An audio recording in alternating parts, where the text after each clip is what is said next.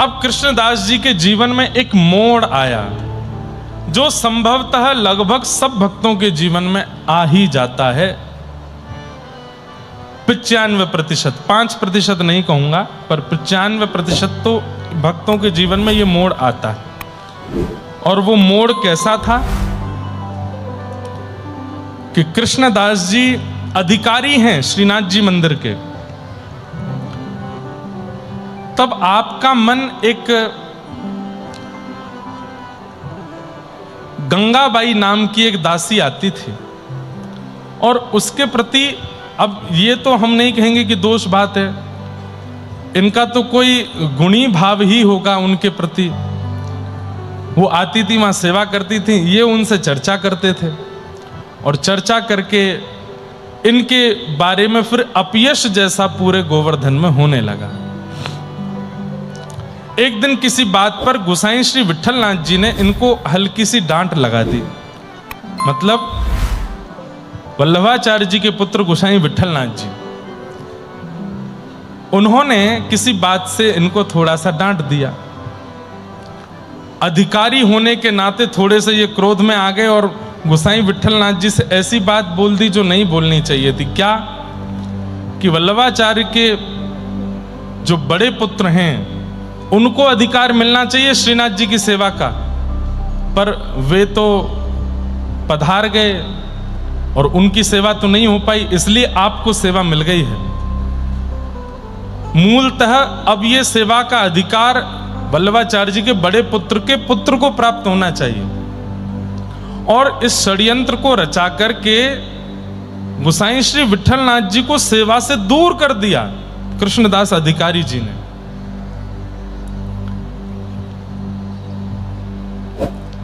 विषय थोड़ा समझने का है, अब पूरा पुष्टि मार्ग समझना पड़े तो ये बात पूरी समझ में आवे, लेकिन फिर भी आप धीमे धीमे भाव से समझना।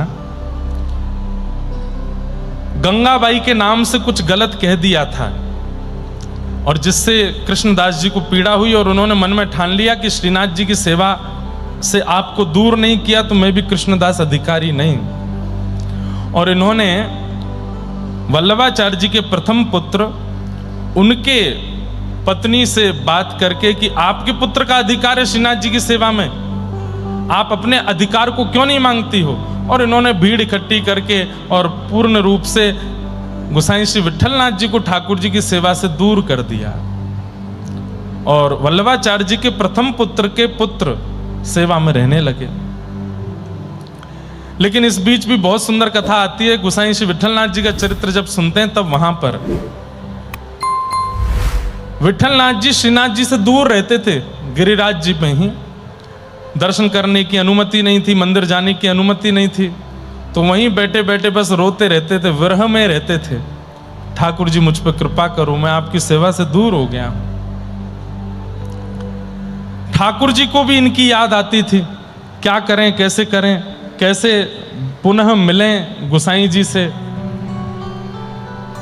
तो क्या करते थे, आज पान मनोरथ भी हुआ है, व्यास मंच पर खूब सारे पान लगे हैं। श्रीनाथ जी को नित्य 100 पान का भोग लगता है, 100 पान पाते हैं, ज्यादा भी हो सकते हैं, मैं कम बता रहा हूं। तो नित्य 100 पान तो ठाकुर जी की सेवा में जाते ही जाते हैं। तो जो पान की सेवा ठाकुर जी के पास जाती थी, गोसाई श्री विठलनाथ जी की बड़ी याद आती थी ठाकुर जी को। तो क्या करें, कैसे करें। तो जो पान बीड़ा आता था उसको पाने के बाद ठाकुर जी की जो यहां से थोड़ी सी लालिमा पीक जैसी आती थी, उससे ठाकुर जी पत्र लिखते थे, श्रीनाथ जी पत्र लिखते थे गोसाई श्री विठलनाथ जी को। और वो पत्र जैसे तैसे करके गोसाई जी तक पहुंच जाता था। गोसाई जी के सामने जब पत्र आते, पत्तल आती, खोल करके देखते तो उसमें जैसे मानो पान की जो लालिमा है उससे लिखा हुआ पत्र होता था। और ठाकुर जी उसमें लिखते थे, गोसाई जी मोए आपकी बड़ी याद आवे, आप मुकु ऐसे नहलायो करते, आप मुकु ऐसे पवायो करते, आप मुकु ऐसे पोशाक पहनाते, मुकु बड़ी याद आ रही है, आप मेरी सेवा में दोबारा कब आओगे।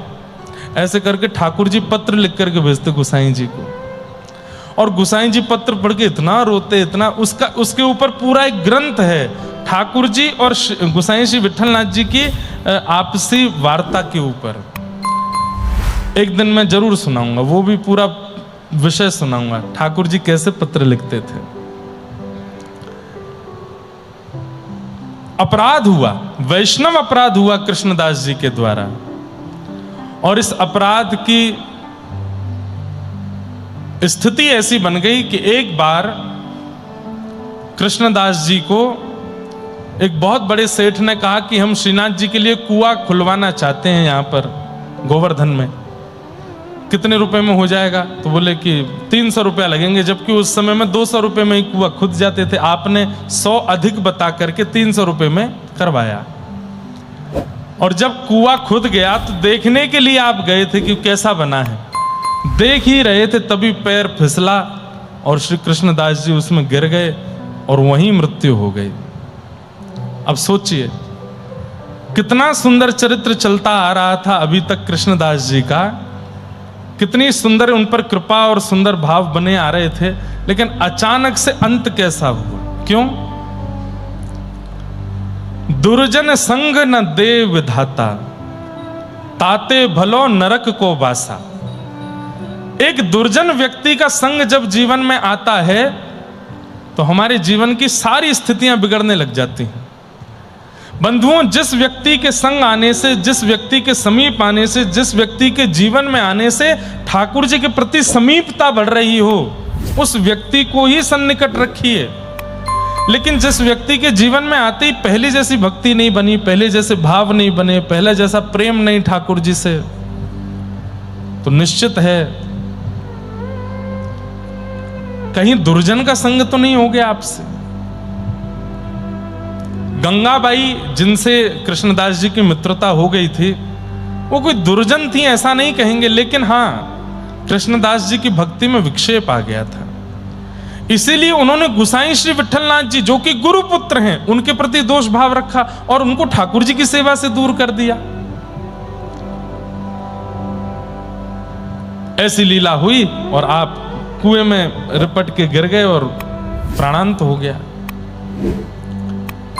अब प्राणांत तो उनका कुएं में गिर के हुआ, सब गोवर्धन के लोग आपस में चर्चा करने लगे, और चर्चा करते करते करते बात ये बन गई क्या कि कृष्णदास जी तो भूत बन गए हैं, क्योंकि उनकी अकाल मृत्यु हुई है। और ऐसी भ्रांति आज भी है हम लोगों में कि अकाल मृत्यु जिनकी होती है वो प्रेत बन जाते हैं या भूत बन जाते हैं। अब तो स्थिति हो गई कि 6:30 बजे के बाद गोवर्धन में कोई घूमता ही नहीं है। उस समय की बात है, 500 वर्ष पुरानी। सब लोग अपने घरों में बैठ जाते हैं। बोले क्यों? कृष्णदास भूत बन के घूमते हैं पूरे गिरिराज जी में। मतलब जीते जी भी अंतिम समय में अपयश जैसा हुआ और मृत्यु के बाद भी अपयश जैसा ही रहा।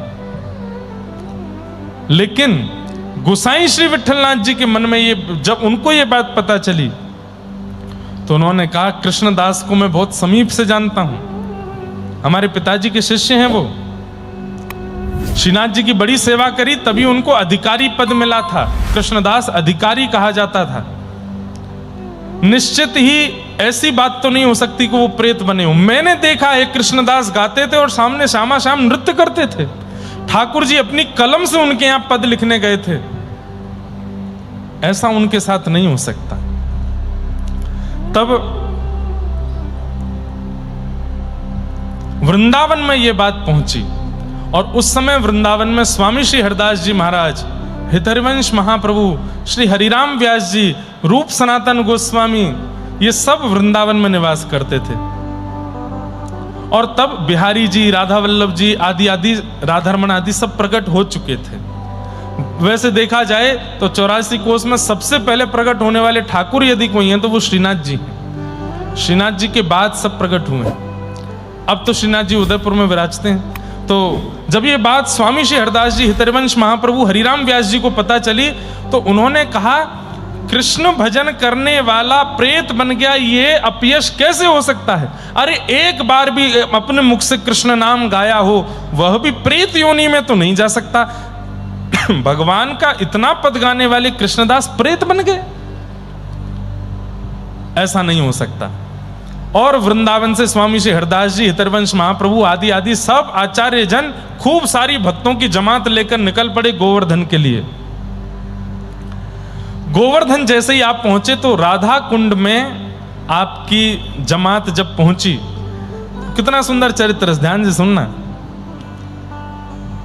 स्वामी श्री हरदास जी कौन है? ललिता सखी के अवतार। हितरवंश महाप्रभु कौन है? भगवान की वंशी के अवतार।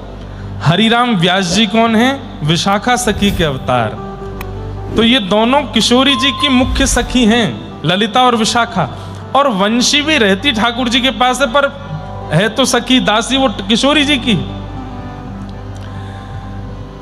तीनों किशोरी जी की सखियों को गोवर्धन आते देख ठाकुर जी डर गए। बोले अब मुंह पे और कोई को बस ना चले, मुंह कोई और डरा धमका ना सके, लेकिन ये किशोरी जी की सखीन की बड़े बस चले मुंह पे।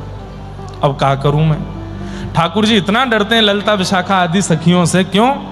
किशोरी जी तो हमारी बड़ी भोली हैं, कछु कहमे ना है, पर ललिता विशाखा ये ठाकुर जी को कभी कभी खूब अच्छे से आनंद कराती रहे, में खूब डांटे, खूब फटकारें, ऐसे मत करो, हमारी प्रिया जी हैं, हमारी श्री जी हैं, उनको यहाँ कष्ट है जाएगा, यूँ है जाएगा। एक बार दुबका धाई खेल रहे थे, दुबका धाई, एक बार दत्त धाम में भी खेलेंगे, खेलते हैं महाराज जी यहाँ दुबका धाई। अच्छा, पता ही नहीं दुबका धाई क्या होती है। महाराज जी एक व्यक्ति गिनती करेगा 10 तक, बाकी के सब छुप जाओ, और फिर वो उनको ढूंढेगा। करेंगे जब सब सो जाएंगे ना, तब अपने 10-15 लोग रात में उठ के लाइट वाइट सब बंद करके सबरे आनंद कर जाएंगे हम दत्त धाम में, आपको पता भी नहीं चलेगा। और ये भी करेंगे। बस एक ही है बात, क्या? जैसे वहां किसी को छू करके बोलना पड़ता है, यहाँ स्पर्श के नियम है, तो बस दिगंबरा इतना ही बोल देना देख करके, हाँ भाई तू देख लिया। अब जिसको पहले देखेंगे वो जाएगा, 10 तक गिनती गिने फिर आवे। लेकिन हम वृंदावन वालों के संग नहीं खेलेंगे, हैं? तो वृंदावन वाले ने पता ही ना यहाँ कितने जो है सुरंग बननी होंगी दत्त धाम में। अब ये तो कहीं भी छुप जाएंगे सबरे जा करके, हम कहाँ छुपेंगे? लेकिन कुछ ना कुछ खेल तो खेलेंगे। खूब सारे खेल ऐसे हैं जो ठाकुर जी खेलते हैं, उन खेलों को खेलना चाहिए। और कैसे खेलना चाहिए? ठाकुर जी की बढ़िया सेज सजा करके, ठाकुर जी को सन्मुख बैठा करके, भोग नैवेद्य धर के उनके सामने खेल खेलो, तो ठाकुर जी भी किसी ना किसी रूप में वहां आकर के उस खेल में सम्मिलित होते हैं, खेलते हैं, आनंदित होते हैं। तो एक बार किशोरी जी, सब सखियां और ठाकुर जी यही दुबका धाई खेल रहे थे। सब छुप जाओ और एक कोई 10 तक गिनती गिन के ढूंढेगा। तो जैसे ही ठाकुर जी का, किशोरी जी का नंबर आया पहले, तो किशोरी जी जैसे ही गिनती करने लगी, ललिता विशाखा गई और ठाकुर जी की तुरंत वंशी निकाल ली। बोले सुनो, बोले क्या? किशोरी जी ढूंढने आएंगी। अच्छा, ज्यादा गहरे में जाके मत छुपना, ऐसी जगह छुपना कि किशोरी जी को ज्यादा श्रम नहीं करना पड़े, थोड़ी देर में ही आप मिल जाओ। ठाकुर जी बोले ये भी कोई बात है, मैं तो छुपूंगा किसी पेड़ पे ऊपर जाके। ललिता विशाखा बोली तो फिर या तुम्हारी बंसी तोड़ देंगी हम, ऐसे करके खड़ी हो गई। अभी तोड़ते हैं। ठाकुर जी बोले आए मत तोड़ो। बोले तो फिर वचन दो, हमारी किशोरी जी जब आएंगी तो आप ज्यादा गहरे में नहीं छुपोगे। ठाकुर जी बोले नहीं छुपूंगा मैं। हाँ तो जाओ, खड़े हो जाओ। सो ठाकुर जी एक पेड़ के पीछे ऐसे खड़े भये हैं कि किशोरी जी जैसे ही 10 तक गिनती करके मुड़ी तो तुरंत दिव्या पीतांबरी लहरा रही है। किशोरी जी धीमे धीमे गई और पीछे से जाकर के तुरंत ठाकुर जी को पकड़ लिए। सब सखियां प्रकट हो गई। अरे बाबा, अरे किशोरी जी, आप तो बड़ी हमारी माननी हो, आप तो बड़ी हमारी श्रेष्ठा हो, आपको तो ढूंढना ही नहीं पड़ा, नेक में पता चल जाए। ठाकुर जी मंद मंद मुस्कारे, हम बे, आपको परिश्रम नहीं करना पड़ता, नेक में मिल जाता हूं ना मैं। किशोरी जी बोले अच्छा चलो अब आपकी बारी, आप जाओ। ठाकुर जी बोले अब मैं ऐसे सबसे पहले तुमको ही ढूंढ के दिखाऊंगा। जैसे ठाकुर जी 10 तक गिनती गिनने गए तो वहां ललिता विशाखा वहां पहुंच गई। बोले सुनो, क्या? किशोरी जी दिख भी जाए तो आंख मूंद लेना, उनको नहीं पकड़ना। बोले तो एक बार तुम्हारी बात मान ले। विशाखा बोली तोड़ू बंसी अभी?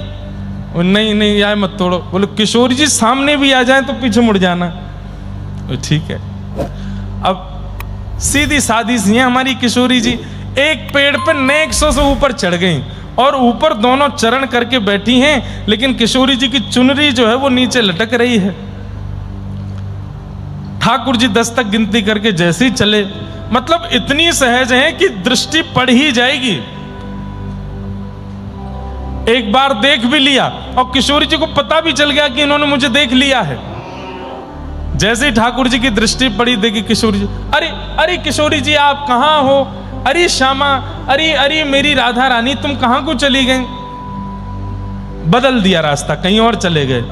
थोड़ी देर बाद किशोरी जी को लगन लगी, बेचारे श्याम सुंदर इतना परिश्रम कर रहे हैं, मैंने एक नीचे उतर के आ जाऊं, थोड़ा सा इनके आमने सामने आ जाऊं ताकि ये जल्दी से मुंह को पकड़ लें। तो जिस रास्ते से ठाकुर जी जा रहे हैं, किशोरी जी वहीं सामने आकर के खड़ी हो गई और जैसे ही किशोरी जी दिखी, सोई ठाकुर जी पीछे मुड़ गए। अरे श्यामाजू आप तो इतना बढ़िया खेल रही हैं, मिल ही नहीं रही, मैं तो कब से ढूंढ रहा हूं, कहां चली गई हो आप। किशोरी जी बोली मैं दिख तो गई हूं, इनको ये क्यों नहीं पकड़ रहे। किशोरी जी थोड़े और पास वाले वृक्ष पे चली गई ताकि यहां से पकड़ लें। अब जैसे ठाकुर जी को पता चलो पीछे ही आ गई हैं, तो और दूर चले गए ठाकुर। अरे श्यामाजू आप तो इतनी निपुण हैं खेल में, पता ना कहाँ चली गई हैं, अरे मिल ही नहीं रही हैं। अब तो मुझको यमराज को ही कहना पड़ेगा, अब तो ब्रह्मा से ही कहना पड़ेगा, महादेव से ही कहना पड़ेगा, ढूंढ के बताओ श्री जी कहाँ है। किशोरी जी कमर पे हाथ धर के सामने आके खड़ी हो गई, बिल्कुल स्पष्ट खड़ी हो गई। और तब भी ठाकुर जी देख के, अरे श्यामाजू तुम कहाँ हो, मुझको दिख ही नहीं रही हो। किशोरी जी ने पकड़ करके दोनों हाथ पकड़े और पकड़ करके अपने ऊपर रख के बोली, ये खड़ी मैं दिख ना रही तुमको। अरे श्यामाजू आप यहीं ठानी, मैं तो ढूंढते ढूंढते परेशान है गयो। इतने में सब सखियां आई, हमारी श्यामाजू जीत गई, श्यामाजू जीत गई। ठाकुर जी पकड़ नहीं पाए। ठाकुर जी कहें बिगाड़ लियो इन्हें, ने को परिश्रम नहीं करन देंगे, ने को कहीं छुपन नहीं देंगे, हमारी किशोरी जी को नहीं पकड़ना, हमारी किशोरी जी को सब जगह इनको ही जिता दो। ललिता विशाखा बोली आपकी भलाई यही में कि आप हारो और ये जीते। और ये बात सुनो, बोले क्या, सौगंध खा करके कहो नंद बाबा की। बोले क्या, जब तक निकुंज में लीला चल रही है तब तक आप हारते ही रहोगे, श्री जी ही जीतेंगी हमारी, जो आज्ञा। बोले नहीं मानी आज्ञा तो आपके मोर पिच वंशी सब हरण कर ली जाएंगी, तोड़ फोड़ के फेंक दी जाएंगी यमुना जी में। महाराज बड़ा जो है डरा धमका के रखा गया है ठाकुर जी को, इसलिए बेचारे बड़े सहमे सहमे से रहते हैं ब्रजलीला में। क्यों, श्री जी को मान बढ़ाना। तो जैसे ही खबर पहुंची वृंदावन कि कृष्णदास प्रेत बन गए, स्वामी श्री हरिदास जी, हितरवंश महाप्रभु और श्री हरिराम व्यास जी तीनों वृंदावन से आए और तीनों ने मन में विचार किया, अपने नाम को गाने वाले, इनका इतना यश गाने वाले उस कृष्णदास को इन्होंने अधोगति कर दी, इन्होंने प्रेत बना दिया। अभी जाके बताती हैं।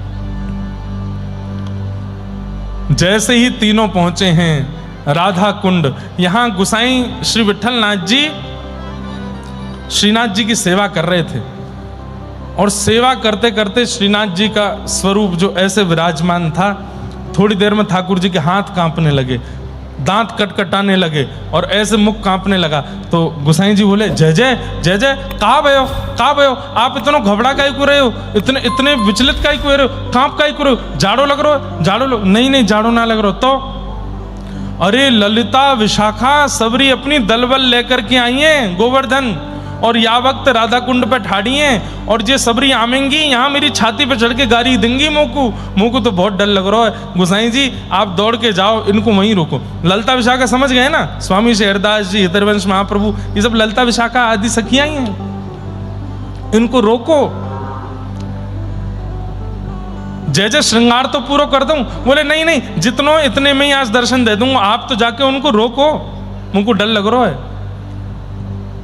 राधा कुंड पर सब बैठे थे और बस थोड़ी देर में ही गिरिराज जतिपुरा की ओर निकलना था, तभी गुसाई श्री विठलनाथ जी आ गए और आकर के सबको वहीं माला पहनाने लगे, वहीं प्रसाद देने लगे। जय हो स्वामी श्री हरिदास जी महाराज, आप पधारे, गोवर्धन, हितरवंश महाप्रभु, हरिराम व्यास, सब लोग आए हैं, बड़ी कृपा। स्वामी श्री हरिदास जी महाराज बोले कैसे, हम तो वहीं आ रहे थे, आप यहां दौड़ के क्यों आ गए? नहीं नहीं, आप लोग गोवर्धन आए हैं तो सीमा पर स्वागत होना चाहिए। बोले सीमा पर स्वागत तो होना चाहिए, पर कम से कम ठाकुर जी को पोशाक तो पूरी पहनाए आते, आधी अधूरी पोशाक में दौड़े आए। तो गोसाई विठलनाथ जी बोले आपको कैसे पता आधी अधूरी पोशाक है? तब स्वामी श्री हरदास जी बोले ठाकुर जी ने नहीं बताया कि कौन आए हैं गोवर्धन। उन्होंने ये नहीं कहा होगा कि हरिदास जी आए, ये कहा होगा ललिता आई है। ये नहीं कहा होगा कि हरिराम व्यास आए, ये कहा होगा विशाखा आई हैं। ये तो हमारा कलयुग का स्वरूप है, पर मूल रूप से तो ललिता विशाखा है, हम सब जाने। और या लाला की तो अंदर की सबरी चाल पता है हमें। और गए गिरिराज पर्वत पर जाकर के श्रीनाथ जी के सामने स्वामी श्री हरदास जी, हितरवंश महाप्रभु, हरिराम व्यास जी सब बैठ गए और ठाकुर जी को ऐसे क्रोध में भर के देखने लगे। आप कहते हैं नमे भक्त्या प्रणश्यति, मैं अपने भक्त का कभी पतन नहीं होने देता, और ये कृष्णदास प्रेत बन गया, ये खबर क्यों फैल रही है ब्रजमंडल में? श्रीनाथ जी चुपचाप ठाड़े हैं। इतने में ही ललिता जी की अंतरंग बात होने लगी और तब ठाकुर जी ने सांकेतिक रूप से बताया, अरे भैया मेरे नाम गाने वाला, मेरे गुण गाने वाला यदि अकाल मृत्यु में भी मरेगा, यदि दुर्घटनाग्रस्त होकर के भी मरेगा, तो भी उसकी अधोगति नहीं होगी, तो भी उसकी प्रेत गति नहीं होती, वो मेरा ही हो जाता है। मृत्यु का कारण ये निश्चित नहीं करता कि गति कैसी हुई होगी, और विशेष रूप से मेरे नाम गाने वाले की तो कभी भी गति निश्चित उसकी मृत्यु से नहीं होती। इसलिए जो कृष्णदास जी के प्रति ये भ्रांति फैली कि वो प्रेत बन गए हैं, ये सरासर मिथ्या है। आप पूरे जगत को बताइए। स्वामी श्री हरदास जी ने सबको बताया, बोले भैया मेरी ठाकुर जी से बात हो गई है, कृष्णदास जी प्रेत नहीं बने हैं। लेकिन सब आचार्यों ने कहा बिना प्रमाण के संसार थोड़ी मानेगा, ये लोग तो यही बात कहते रहेंगे कुआं में गिर के मरे हैं, प्रेत ही बने हैं। तब एक दिन वृंदावन और व्रजमंडल के सब वैष्णवों को इकट्ठा करके स्वामी श्री हरदास जी ये बात सबको बता रहे थे। सबने यही कहा प्रमाण क्या है कि कृष्णदास प्रेत नहीं है? तो स्वामी श्री हरदास जी ने कहा तुम पर क्या प्रमाण है कि वो प्रेत हैं? बोले हम पर प्रमाण केवल उनकी मृत्यु का कारण है, वो कुएं में गिर के मरे हैं, इससे ये बात सिद्ध होती है कि वो प्रेत ही बने होंगे, दुर्घटना में मरे हैं, अकाल मृत्यु हुई है। उसी समय एक ग्वारिया दौड़ा दौड़ा आया उस सभा में, और सभा में आकर के पसीना पसीना हो गया था। गुसाई श्री विठलनाथ जी से कहने लगा, गुसाई जी गुसाई जी गुसाई जी, मैंने अभी अभी कृष्णदास जी को देखा। अब ये बात सुनकर के तो सब लोग खड़े हो गए। हम तो कह ही रहे थे कि वो प्रेत बन गए, उनको मरे हुए इतने महीने हो गए, इसको कहां से दिख गए? स्वामी श्री हरदास जी ने पूछा कैसे मृत्यु हुई, कैसे दिख रहे थे, क्या कह रहे थे वो बताओ। बोले वो कह रहे थे कि सबसे जाए के कह दो मैं कहीं गयो ना हूं, मैं तो लाला के संग ही हूं। श्री ठाकुर जी और बलराम जी ने अपनी सखा मंडली में, नित्य सखा मंडली में, मधुमंगल श्रीदामा तनसुका मनसुका की सखा मंडली में मुकू ले लियो है, और मैं अब निकुंज में उनके नित्य सखा बन गयो हूं, उनकी गैया चराऊं। और देखो बलराम जी आगे आगे निकल गए गैया लेकर के, और मैं दौड़ के जाऊं, नहीं तो हल मूसल दिखा रहे हैं, मुकू मारेंगे। स्वामी श्री हरदास जी बोले सिद्ध तो हो गया कि कृष्णदास प्रेत नहीं बना है, लेकिन भैया ये संसार के लोग हैं, ये इसमें भी ये कह देंगे कि इन्होंने अपना ही आदमी होगा जिससे बुलवा दिया है कि वो भगवान की सखाओं में मिल गए। कोई प्रमाण के लिए कोई वस्तु चाहिए जो कृष्णदास बताते हैं। तब पुनः कृष्णदास जी ने प्रकट होकर उसी ग्वारिया को बताया, बोले कि मैंने एक सेठ जी से 300 रुपये मांग लिए थे कुआं बनवाने के, 200 में कुआं बन गया था, 100 रुपये मैंने फलाने वृक्ष के नीचे गाड़ दिए हैं, वहां से जाके निकाल दो और सबको प्रमाण रूप में कह दो मैं प्रेत नहीं हूं, मैं ठाकुर जी के नित्य सखा बन गया हूं। जैसे ही जाकर के खोद करके पेड़ के नीचे देखा 100 रुपया मिल गया, और तब पूरे वृंदावन व्रजमंडल में सब लोगों के चित्त को शांति हुई और सब लोग आनंदित हुए कि भैया कृष्णदास प्रेत नहीं बने हैं, कृष्णदास तो भगवान के नित्य सखा बन गए। बंधुओं ये बात बहुत ध्यान से सुनिएगा। भगवत स्मरण करने वाले, भगवान नाम गाने वाले, भगवत भजन करने वाले, उनकी मृत्यु चाहे जैसे हो जाए। मृत्यु का कारण, भीष्म पितामह तो बाणों की सैया पर पड़े थे, इसका मतलब वो तो बहुत तगड़े प्रेत बने होंगे? नहीं। मृत्यु का कारण निश्चित नहीं करता कि गति कैसी हुई होगी। जीवित अवस्था में वो व्यक्ति क्या करता था वो निश्चित करता है कि उसकी गति कैसी हुई होगी।